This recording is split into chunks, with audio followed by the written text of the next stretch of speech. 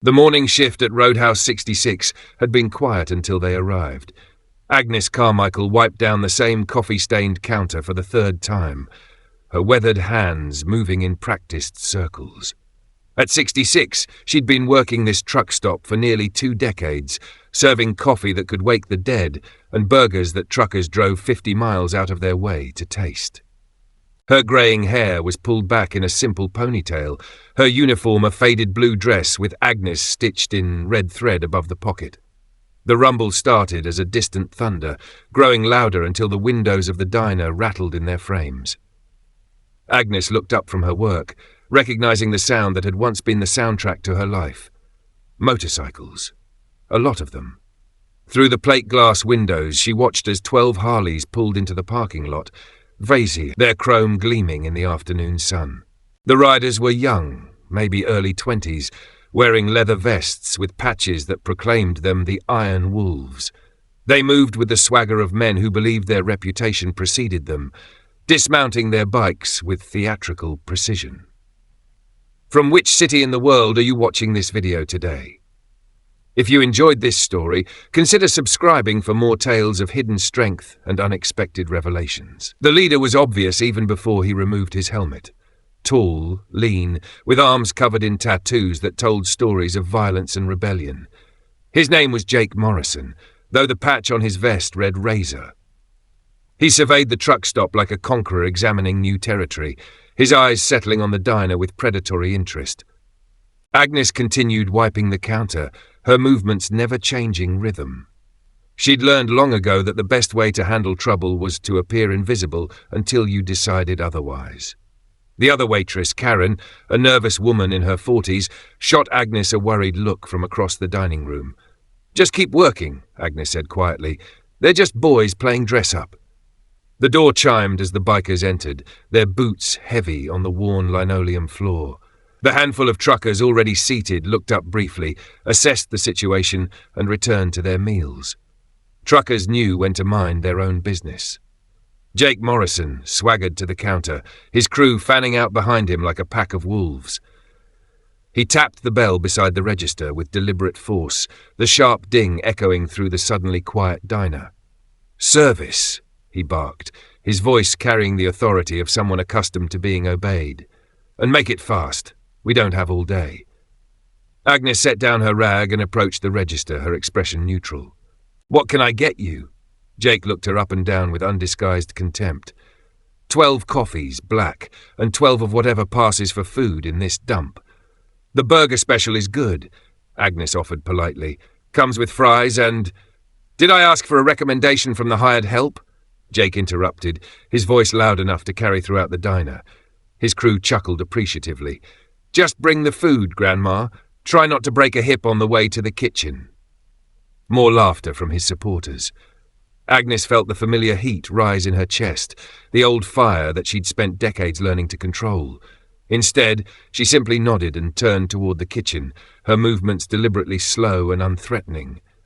"And make sure those coffees are hot," Jake called after her.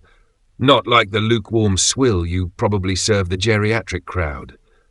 Agnes paused at the kitchen door. "I'll make sure they're perfect," she said quietly. As she prepared their order, Agnes could hear Jake regaling his audience with stories of their recent exploits. Road races through residential neighborhoods, bar fights in 3 different states, the kind of casual violence that young men mistake for power. "This whole stretch of highway belongs to us now," Jake was saying, his voice carrying clearly through the serving window. "From the state line to the interstate junction, any crew wants to ride through here, they pay tribute to the Iron Wolves." One of the truckers, a burly man named Eddie, who'd been coming to the diner for years, spoke up. "Son, there's been bikers running this stretch since before you were born. You might want to show some respect." Jake turned in his seat, his expression dangerous. "Respect? Old man, the only thing that deserves respect is power. And right now, we've got 12 bikes and attitude to spare.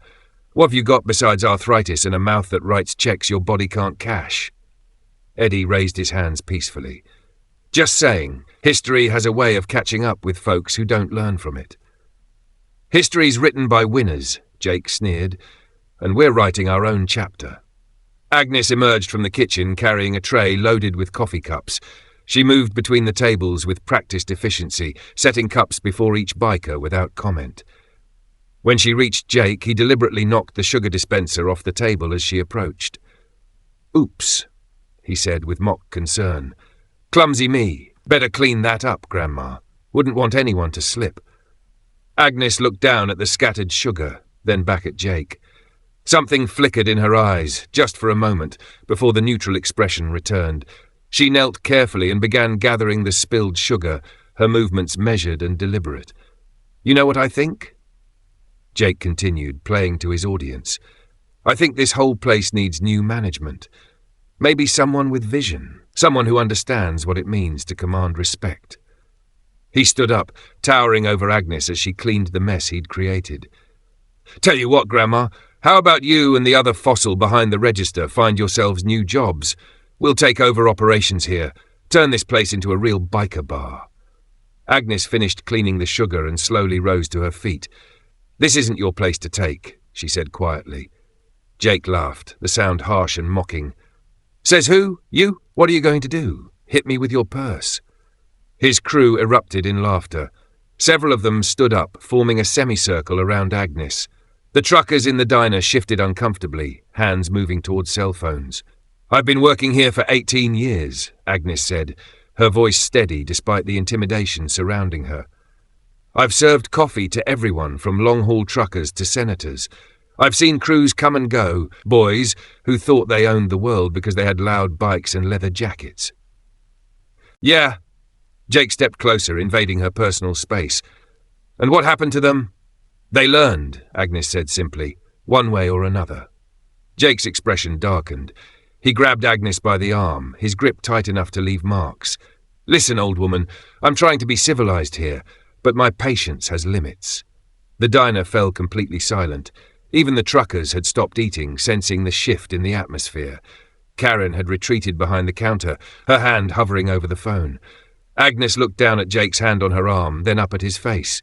When she spoke, her voice was different, colder. "Let go." Something in her tone made Jake pause. The absolute lack of fear, the quiet authority that seemed to come from nowhere, gave him a moment's uncertainty. But with his crew watching, he couldn't show weakness. "Or what?" he challenged, tightening his grip. Agnes smiled for the first time since the bikers had entered. It wasn't a pleasant expression.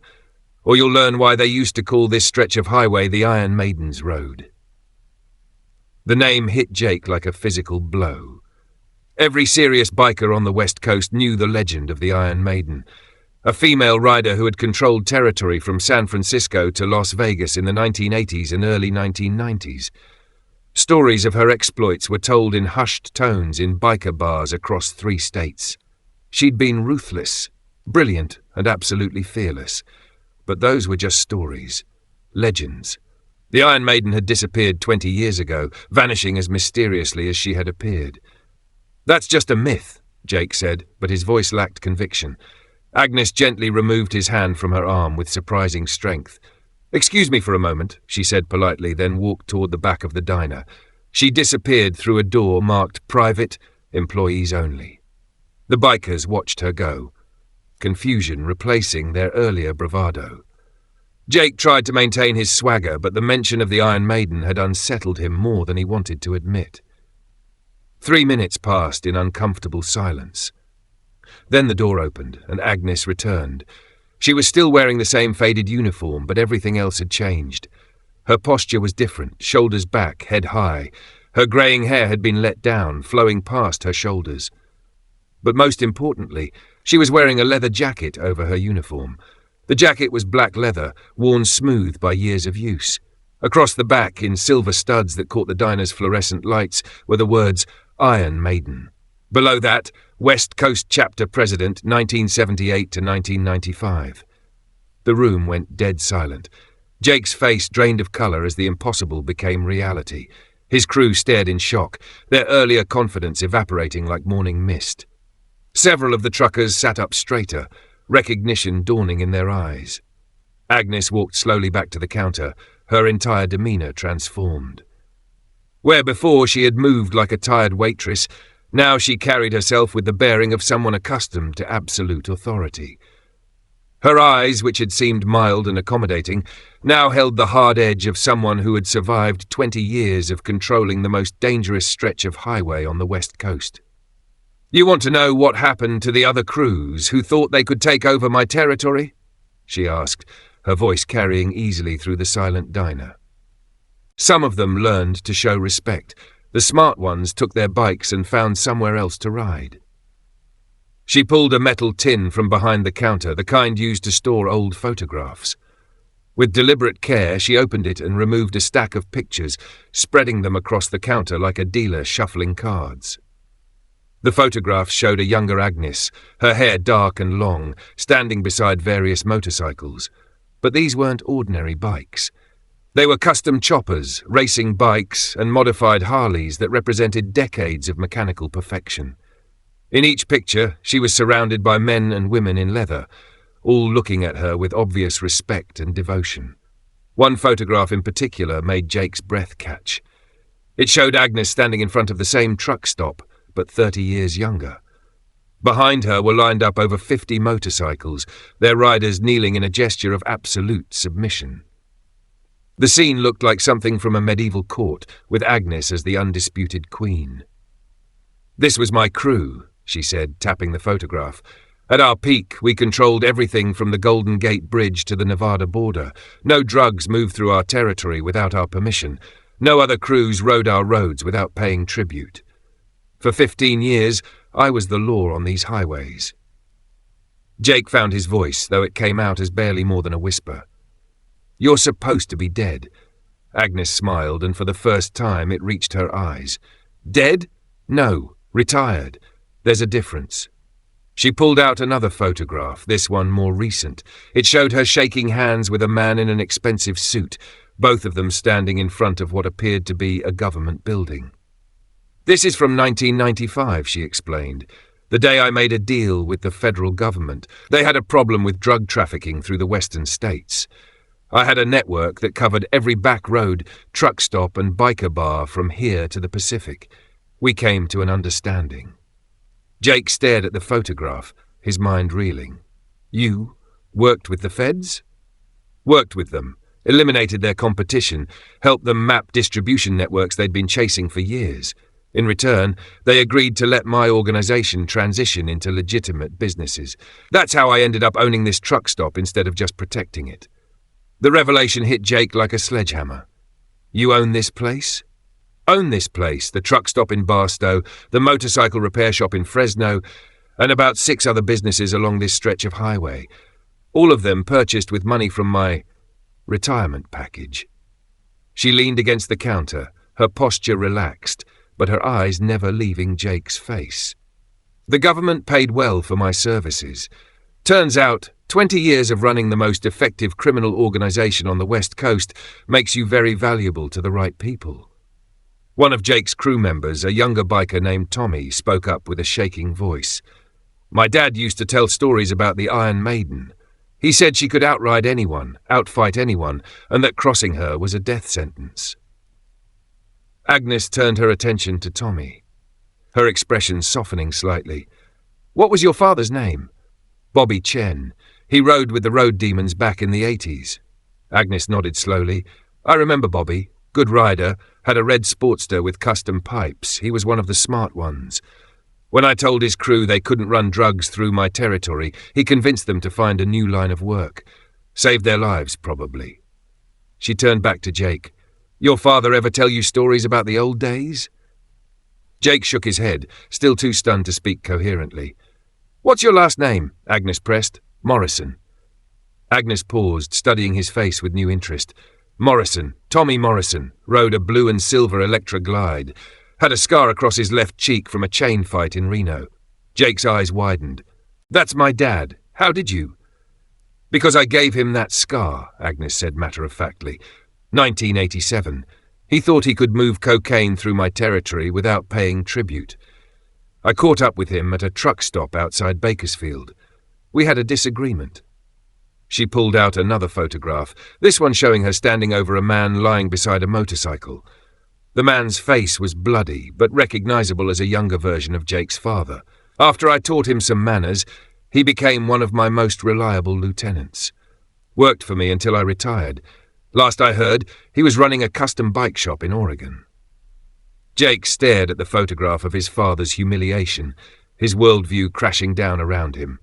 The stories his dad had told him about the old days suddenly made sense, the way he'd always spoken with grudging respect about certain riders from the past. The warnings about showing proper respect to the legends. "He never told me," Jake whispered. "Probably embarrassed," Agnes said with a slight shrug. "Getting beaten by a woman tends to hurt a man's pride, even when that woman happens to be the most feared biker on the West Coast." She gathered up the photographs, handling them with the care of someone preserving precious memories. "Your father learned to respect the hierarchy. He understood that power isn't just about how loud your bike is or how many patches you have on your vest. It's about what you've actually accomplished." Jake's crew was backing toward the door, their earlier bravado completely evaporated. Several of them were already outside, preferring the safety of the parking lot to the legendary presence of the Iron Maiden. Agnes noticed their retreat with amusement. "Running already?" And here I thought the Iron Wolves were supposed to be tough. Jake straightened, trying to salvage some dignity. "We're not afraid of you." "No?" Agnes reached under the counter and produced a cell phone. A modern smartphone, but with several unusual modifications. One call from this phone, and every serious biker between here and Los Angeles will know that the Iron Wolves disrespected the Iron Maiden in her own establishment. She held up the phone so Jake could see the contacts list, names he recognized from biker magazines and underground racing circuits, legends who still commanded respect throughout the motorcycle community. "Another call, and the federal agents who still owe me favors will take a very close look at your operation. I'm betting they'll find some interesting violations. Drugs, weapons, maybe some outstanding warrants." Jake's confidence crumbled completely. The Iron Wolves weren't prepared for this level of opposition. They were small-time, regional crew trying to establish territory. Agnes was connected to networks of power they couldn't even comprehend. "What do you want?" he asked, his voice barely audible. Agnes set the phone down and leaned forward, her eyes boring into his. "Respect. The same respect your father learned to show after I taught him his place." She straightened up, her voice taking on the tone of someone issuing orders she expected to be obeyed. "You and your crew will finish your meals, pay your bill, and leave. You will not harass my staff or my customers. You will not claim territory that doesn't belong to you." Jake nodded quickly, eager to escape with whatever dignity he had left. "And Jake," Agnes added, her voice stopping him as he turned toward the door. "Call your father. Tell him Agnes says hello. Ask him to explain to you how the real world works." The Iron Wolves filed out of the diner in complete silence, their earlier swagger replaced by the hurried movements of men who knew they were outclassed. Through the windows, Agnes watched as they mounted their bikes and departed, their engines sounding somehow smaller and less impressive than when they had arrived. As the sound of their motorcycles faded into the distance, the diner slowly returned to normal. The truckers resumed their conversations. Karen emerged from behind the counter, and the familiar sounds of a working restaurant filled the air again. Eddie, the trucker who had tried to warn Jake earlier, approached the counter with his coffee cup. "Agnes," he said with a grin, "I've been coming here for 8 years, and I never knew." Agnes removed the leather jacket, folding it carefully before placing it back behind the counter. As she did, she seemed to transform again, becoming once more the mild-mannered waitress who had served coffee and burgers without complaint. "The past is the past, Eddie," she said, pouring him a fresh cup of coffee. "These days I'm just a waitress trying to make an honest living." Eddie chuckled. "An honest living. Right, that's why half the truckers on this route make detours just to eat here. Word gets around about who you really are." Agnes smiled. "Word gets around about good coffee and fair prices. Everything else is just stories." But as she returned to wiping down the counter, Agnes allowed herself a moment of satisfaction. The Iron Wolves would spread the word about what had happened here today. Other wannabe crews would think twice before trying to claim territory that didn't belong to them. and the balance that had kept this stretch of highway peaceful for the past 20 years would continue. Later that evening, after the dinner rush had ended and Karen had gone home, Agnes sat alone in the diner, reviewing the day's receipts. The leather jacket hung on a hook beside her, a reminder of who she had been and, when necessary, who she could still become. Her phone rang. The caller ID showed a number from Oregon. Agnes? The voice was older, rougher than she remembered, but unmistakably familiar. "Hello, Tommy," she said. "Your boy came to visit me today." A long pause. "I heard. He called me an hour ago. Sounded pretty shaken up." "He should be. You didn't teach him about respect." "I tried to keep that part of my life away from him," Tommy Morrison said. "Wanted him to have a normal childhood." "Instead, you raised him to be a fool," Agnes replied, not unkindly. "Boys who don't understand history are doomed to repeat it." Another pause. "Are we going to have a problem?" Agnes considered the question. "That depends on you. I like the quiet life I've built here. I don't want to go back to the old ways, but I won't tolerate disrespect in my own establishment. I understand, I'll talk to him. You do that, and Tommy, next time you're driving through, stop by. The coffee's still good, and I've got stories you've never heard." After she hung up, Agnes locked the diner and walked to her small apartment above the restaurant. The leather jacket came with her, along with the metal tin of photographs. She placed both in a closet beside other mementos from her previous life, patches from defeated rival crews, newspaper clippings about unsolved crimes, and a collection of medals from various motorcycle racing competitions. But at the back of the closet, carefully wrapped in an old blanket, was the crown jewel of her collection. A custom Harley-Davidson, built to her exact specifications in 1982. The bike was a work of art. Every component chosen for maximum performance and intimidation. Chrome pipes, a reinforced frame, and an engine that could outrun anything else on two wheels. She hadn't ridden it in 5 years, but she maintained it with religious devotion. Because Agnes understood something that the Iron Wolves and other wannabe crews did not. True power didn't come from noise or threats or flashy displays of aggression. True power came from knowing that when the moment arrived, you had the ability to remind everyone exactly who you used to be. The Iron Maiden's road was quiet tonight, as it had been for 20 years. And Agnes intended to keep it that way. Have you ever encountered someone whose quiet strength completely changed your perspective? Share your experience in the comments below, and subscribe for more stories about hidden legends and the power of earned respect.